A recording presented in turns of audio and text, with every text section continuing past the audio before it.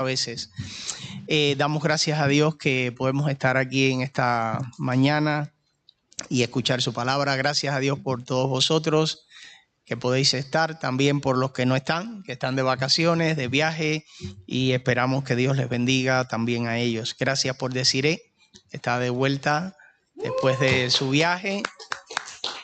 Y bueno, ya tendremos que pedirle después que nos cuente qué tal le fue y esperamos que haya sido un tiempo de bendición para ella. Qué bueno verte, es una alegría verte, ¿verdad? Bueno, hemos titulado este mensaje En las manos del alfarero, basado en este pasaje de Jeremías 18, 1 al 9. En todas las predicaciones que he estado haciendo, ustedes dirán, ya me tienes cansado de tantas vasijas y tinajas y cosas, pero he seguido más o menos como un ciclo, enfatizando en varias cosas, y que a veces lo importante no es la vasija, ¿no?, sino quién está detrás de ella. Como veíamos cuando la boda allí en Caná, ¿no?, aquellas vasijas que tenían un uso que no era muy, o sea, era muy bueno para la salud y tal, de los que llegaban y se lavaban, pero para que después hubiera vino dentro de ella, un buen vino además, no era por la vasija en sí, sino por aquel que había obrado en ella. Este pasaje de Jeremías, vemos una ilustración que Dios le hace al profeta. En el Antiguo Testamento tenemos muchas maneras en la cual Dios enseña, y siempre Dios usa alegorías y usa ilustraciones para mostrar lo que Él quiere. Y Dios tenía a Israel como su pueblo que había escogido con propósitos especiales para hacer luz a las naciones y bendición hasta lo último de la tierra.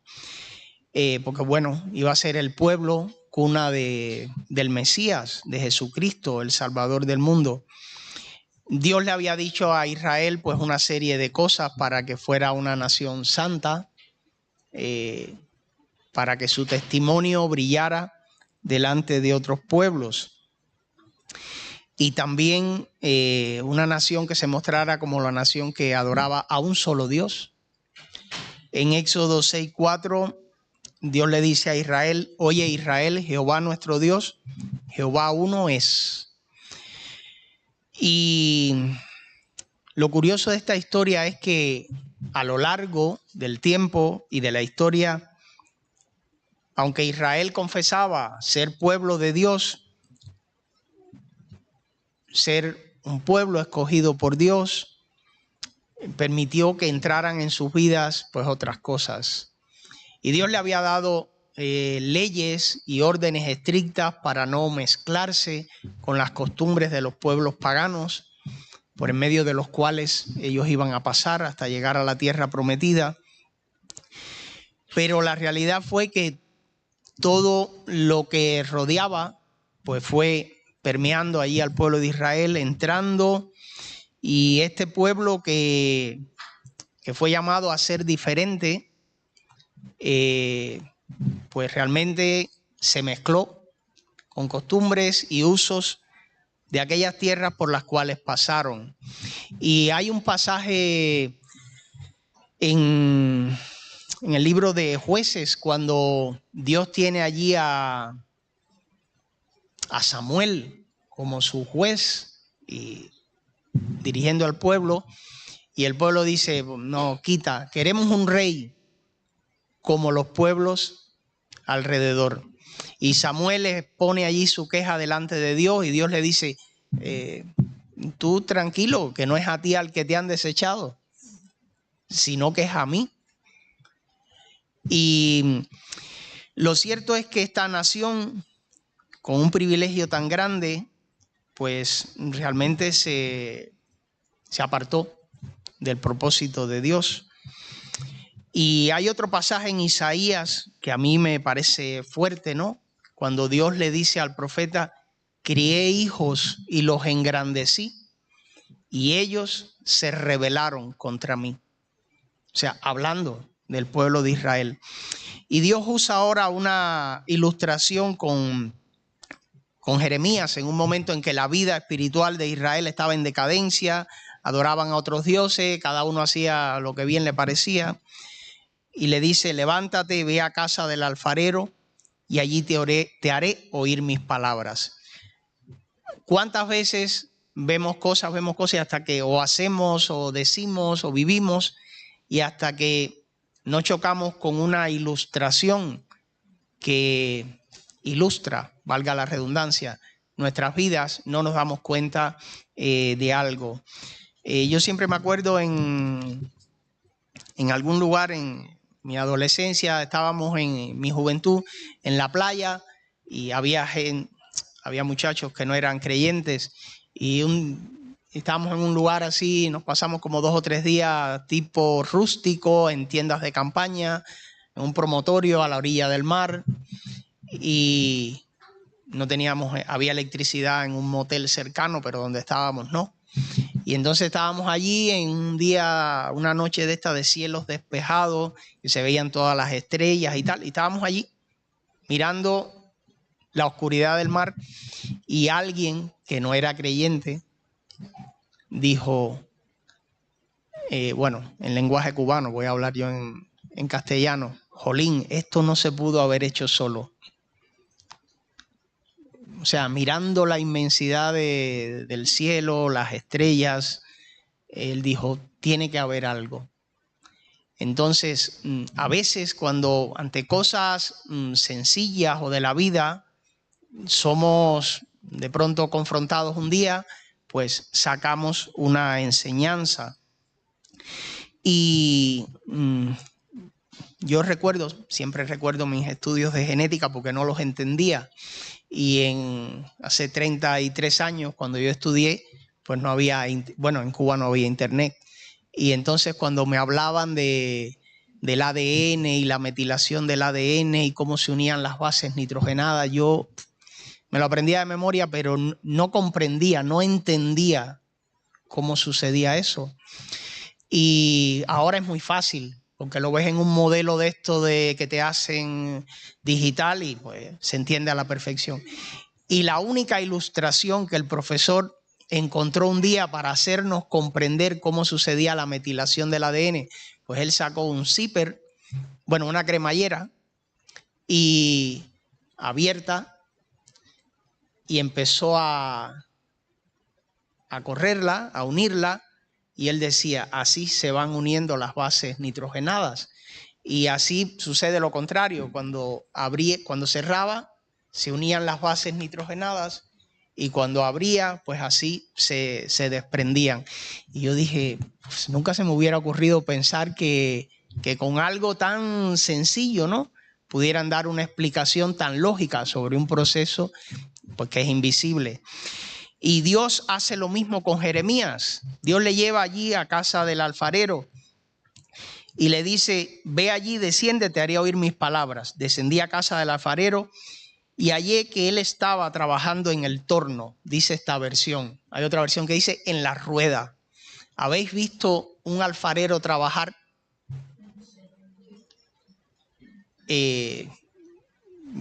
Lo he visto. En Cuba hay una ciudad muy colonial, se llama Trinidad, y hay lugares donde tú vas y se hacen muchas cosas allí de barro y tal, y hay lugares que vas y encuentras como, bueno, es un gancho para que el turista pase y compre cosas, ¿no?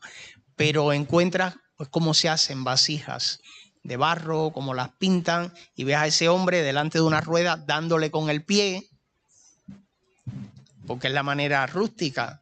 Más moderno, pues a lo mejor hay un motorcito con una correa que hace, pero ves ahí a la persona dándole con el pie a una palanca que mueve la rueda, ponen el trozo de barro y van moldeando. Bueno, hay la otra versión de la Biblia dice que no estaba en el torno, sino en la rueda.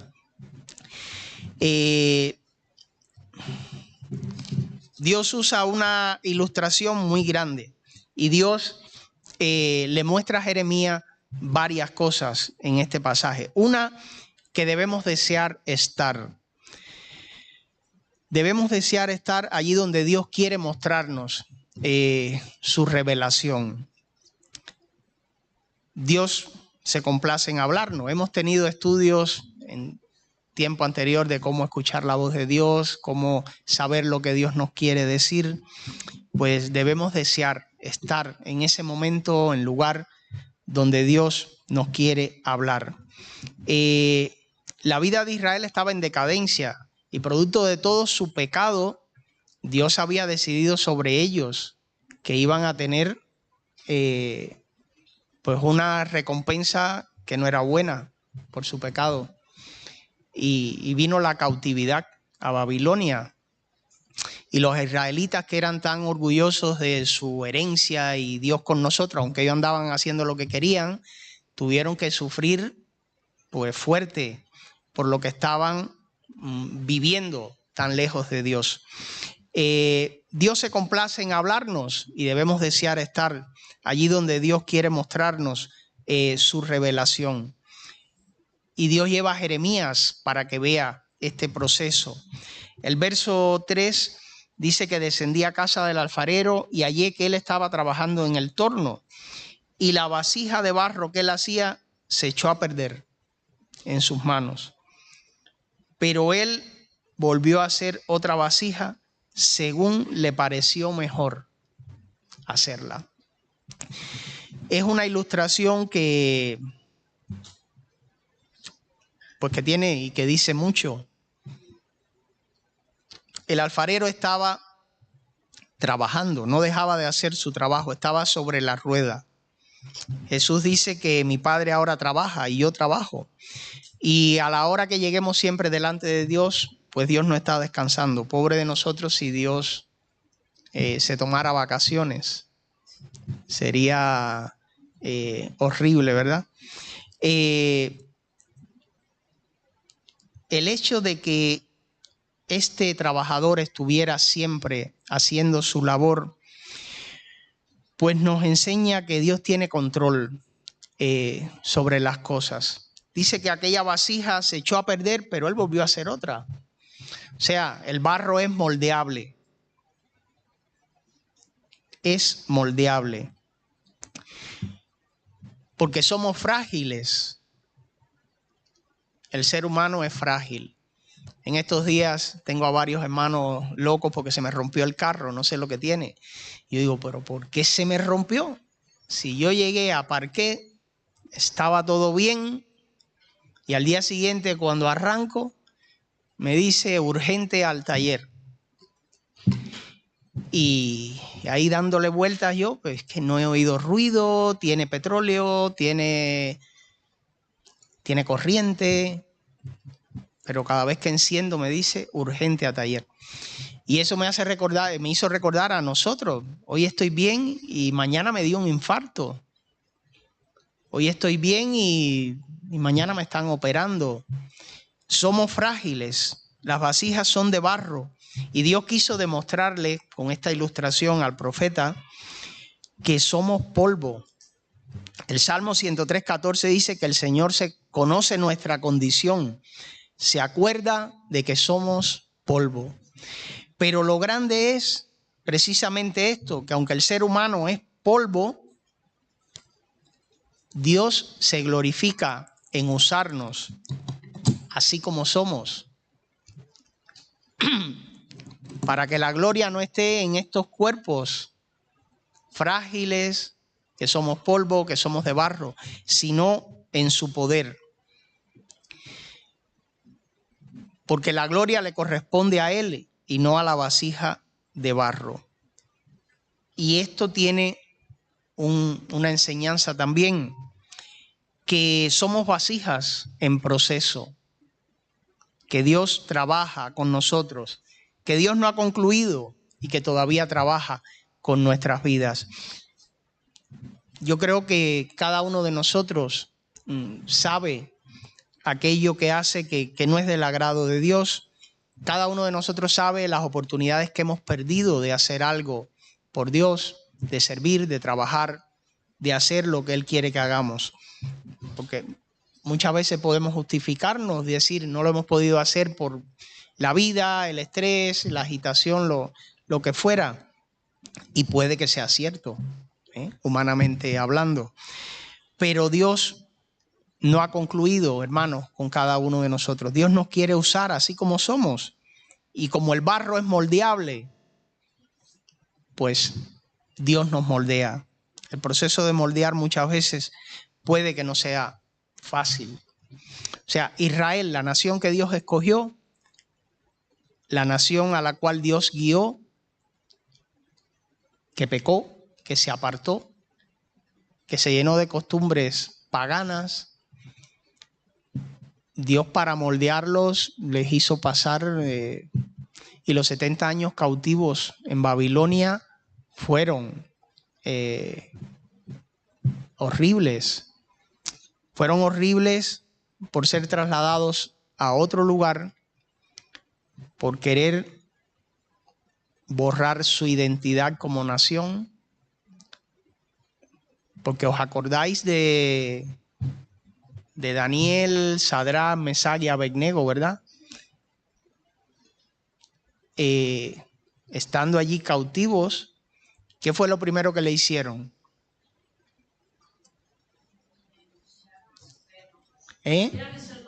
Cambiarles el nombre.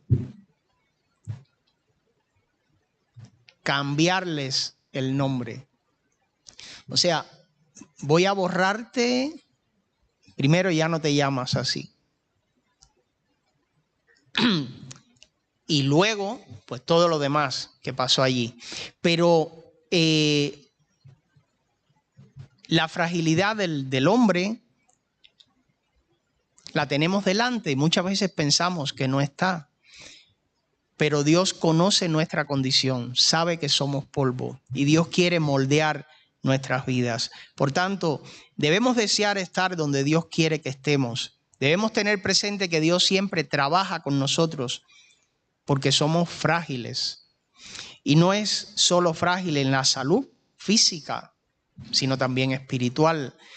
Y pecamos, tenemos errores, tenemos limitaciones, pero lo glorioso es que Dios puede usarnos a pesar de la limitación que podamos tener. Dice este verso 4 que la vasija que estaba haciendo se echó a perder, pero él volvió a hacer otra vasija, según le pareció mejor hacerla.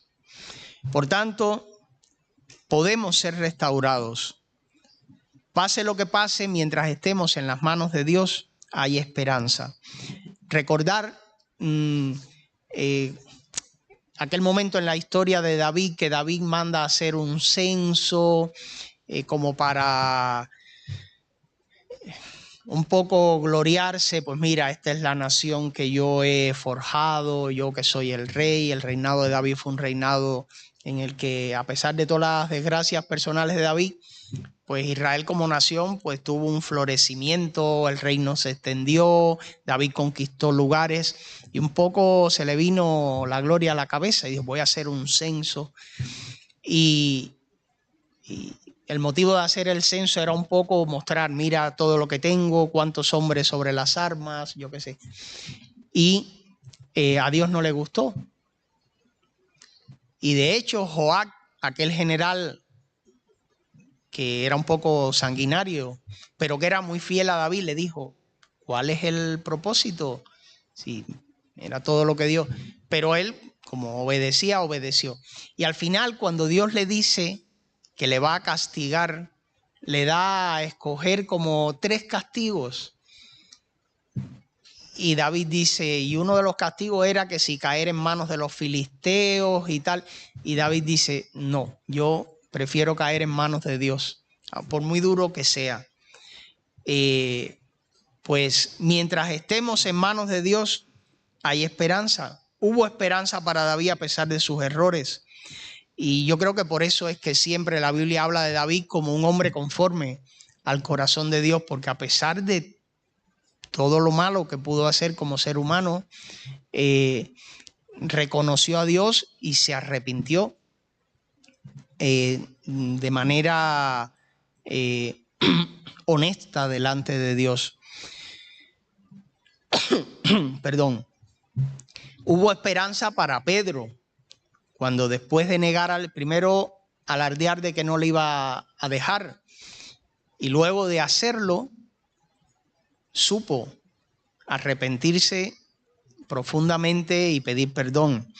Todo lo contrario de Saúl, el rey Saúl, o de Judas. ¿Podría haber habido perdón para Judas? Pues yo creo que sí, pero su actuación fue distinta a la de Pedro. Porque si tan malo fue Judas que le entregó por 30 monedas, malo fue Pedro de negar públicamente y maldecir y jurar que no le conocía. Entonces, hay esperanza para el hombre de ser restaurado. Como esta vasija de barro que estaba saliendo mal, y el alfarero es como un símil allí de Dios trabajando, agarra ese barro y vuelve a ser otra figura mucho mejor. Dios no desiste y Dios no renuncia a que como seres humanos podamos hacer su voluntad, servirle. Nosotros muchas veces no nos dejamos moldear por Dios, pero la esperanza que debemos tener es que Dios puede restaurar nuestras vidas, como restauró el alfarero aquella vasija. Y Dios, el alfarero, dice la Biblia, que la hizo mejor todavía. Y Dios no quiere hacer cualquier cosa en nuestras vidas, Dios quiere hacer lo mejor en nuestras vidas. Y no estamos hablando de bendiciones materiales o espirituales. Sí, también puede ser eso, pero nos estamos refiriendo a usarnos para hacer su obra y para gloria suya. Muchas veces damos yo creo que es un poco a tenor de lo que vivimos en el mundo de hoy. O sea, vemos a un cantante cualquiera que ha cogido fama y decimos, qué gran cantante es. Y no sirve para nada lo que canta. A mí, por ejemplo, nunca olvido una excursión a Segovia, y cuando íbamos haciendo el camino hacia el Alcázar, había un chico trovador sentado con su guitarra vendiendo sus CDs allí, y la gente le hizo un coro porque cantaba tan bien y la canción era tan buena. Pero ¿quién conoce al chico? Nadie. No ha encontrado un buen promotor que lo... Y en el ámbito religioso o el ámbito cristiano a veces sucede igual. O sea, hay grandes predicadores, hay grandes hombres de Dios y todo, y has oído a fulano y has oído a mengano y yo sigo a este, pero la inmensa mayoría de los creyentes en el mundo son gente común y corriente, como tú y como yo. Y son la gente, Dios puede usar grandes hombres, lo hace, y qué bueno que instruyen pero la inmensa mayoría de los creyentes son creyentes normales, corrientes, como tú y como yo, sujetos a las mismas pasiones, a los mismos pecados, a todo. Por tanto, Dios puede hacer de nosotros lo mejor. Y podemos tener seguridad de que Dios es perfecto, es bueno, como dice este canto que cantábamos, y que es precioso, y que va a ser lo mejor con nuestras vidas, si nosotros dejamos que Dios nos moldee. Dios le dice a Israel, ¿no podré yo hacer de vosotros como este alfarero? ¿No podré yo hacer de vosotros como este alfarero? Jeremías 29, 10 y 11. Dice, porque así dijo Jehová, cuando en Babilonia se cumplan los 70 años, yo os visitaré y os despertaré. Perdón, yo os visitaré y despertaré sobre vosotros mi buena palabra para haceros volver a este lugar, a Israel de nuevo. Porque yo sé los pensamientos que tengo acerca de vosotros, dice Jehová, pensamientos de paz y no de mal, para daros el fin que esperáis. Bueno, los 70 años de Israel en Babilonia no fueron fáciles y Dios permitió que regresaran del cautiverio. Y es significativo porque cuando Dios le dio la ley a Israel y entraron allí a la tierra prometida, Dios les había dicho que cada 7 años, o sea, tuvieran un año sabático, que dejaran descansar la tierra, que dependieran de Dios, que la tierra produciría frutos para que ellos vivieran. Pero Israel no hizo esto. En la Biblia hay cosas muy curiosas, que no están por gusto. Y cuando Dios pasó los años de Israel como nación, alrededor de 490 años, que no obedecieron aquello que Dios le había dicho, más todo lo demás que como nación fueron cautivos a Babilonia 70 años. ¿Saben qué correspondía a 70 años? Ese séptimo año que no dejaron descansar la tierra. O sea, podía parecer que el acto de cada 7 años tener un año sin producir la tierra, nos vamos a perecer como nación.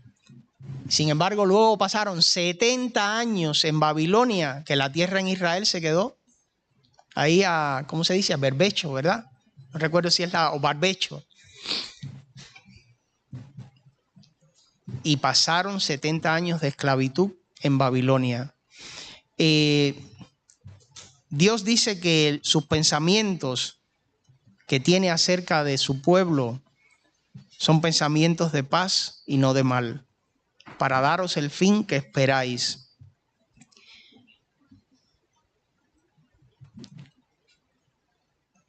El pueblo de Israel, como pueblo que se sabía pueblo escogido por Dios,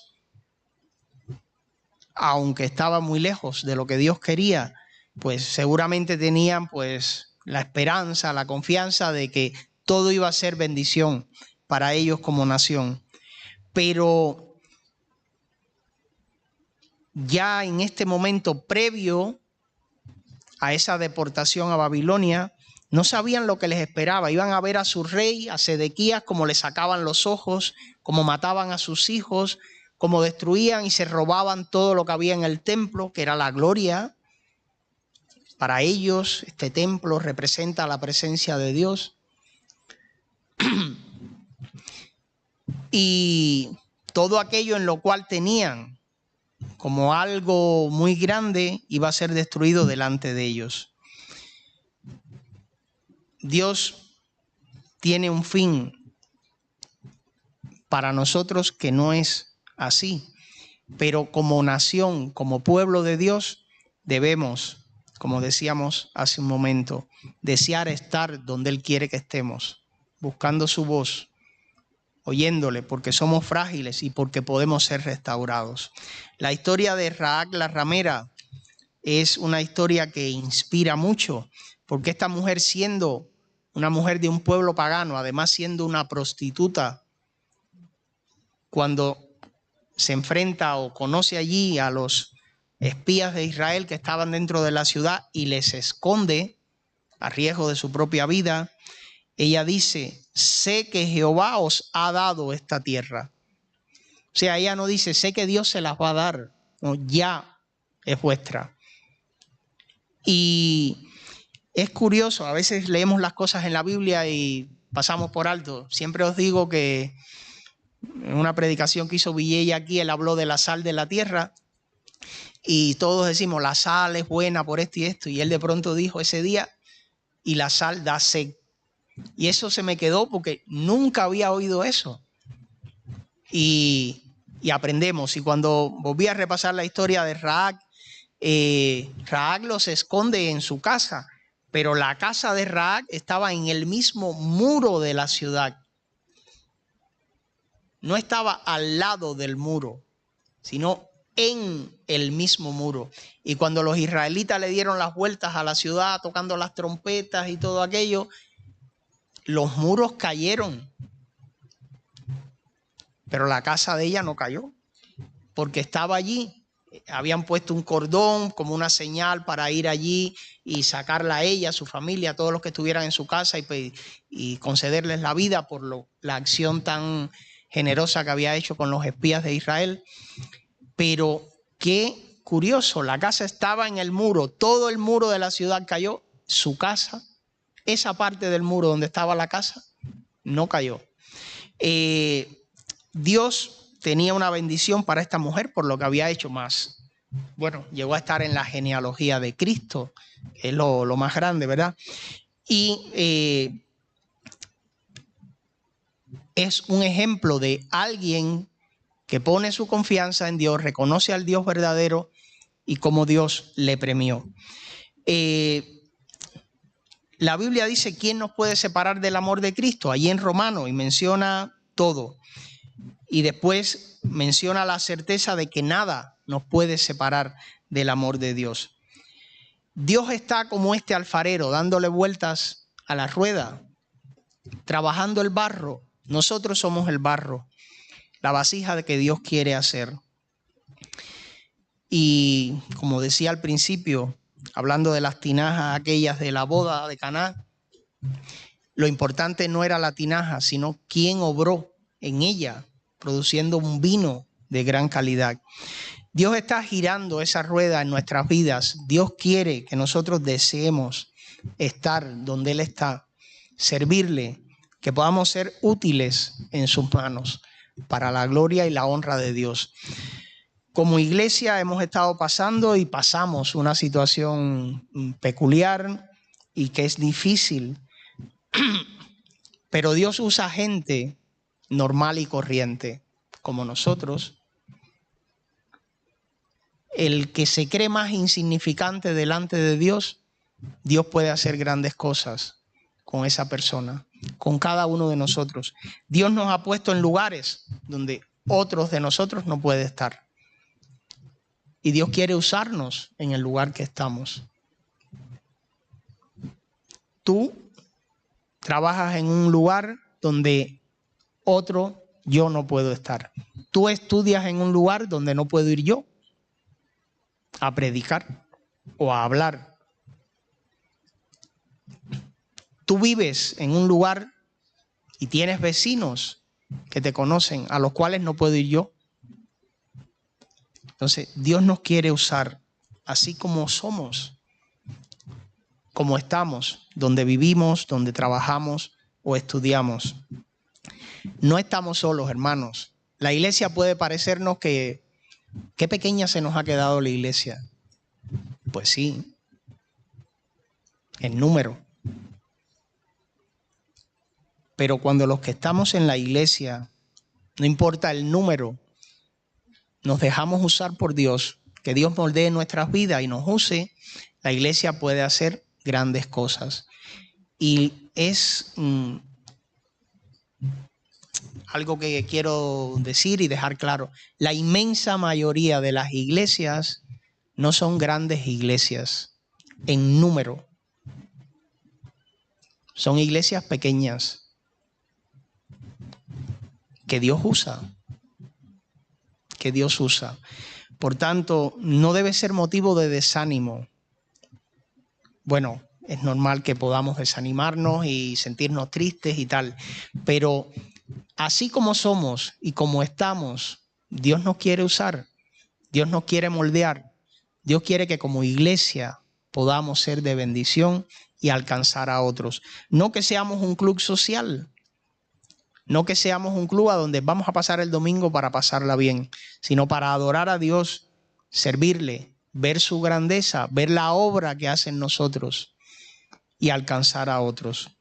No estamos solos y Dios quiere formar su diseño en nuestras vidas a través de lo que Cristo es para nosotros como ejemplo.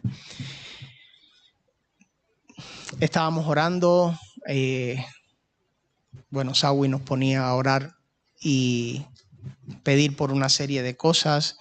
Yo creo que como iglesia tenemos que hacerlo y mirar estas cosas que la Biblia nos muestra de cómo Dios actúa y Dios puede usarnos en nuestras vidas. No importa cuán frágiles nos sintamos. No importa cuánto yo piense que soy incapaz de hacer cosas. Pues Dios puede hacer cosas con cada uno de nosotros. Y Dios nos puede usar así como somos. Lo importante es que como creyentes podamos estar dispuestos a estar donde Dios quiere que estemos y hacer su voluntad. Así que Dios nos ayude a ver esta ilustración del alfarero como el ejemplo de que Dios trabaja siempre y moldea nuestras vidas. Y puede hacerlo. Y nosotros podemos ser instrumentos de Dios para bendición a otros. Somos moldeables y somos, por muy débiles, por muy poco capaces que nos veamos, de ser usados por Dios, si nosotros lo dejamos. Os decía, bueno, que estuvimos un tiempo con este estudio que era escuchando la voz de Dios y tal, que Dios nos ayude a escuchar su voz y ver allí dónde Él nos quiere usar. Todos somos útiles. No todos predican, no todos cantan, no todos pueden enseñar, no todos pueden visitar. Pero si uno visita, uno canta, otro enseña, otro predica y otro sirve, como iglesia estamos haciendo la labor que Dios nos llamó a hacer. Así que Dios nos bendiga y Dios nos ayude como iglesia a dejarnos usar para su gloria y su honra.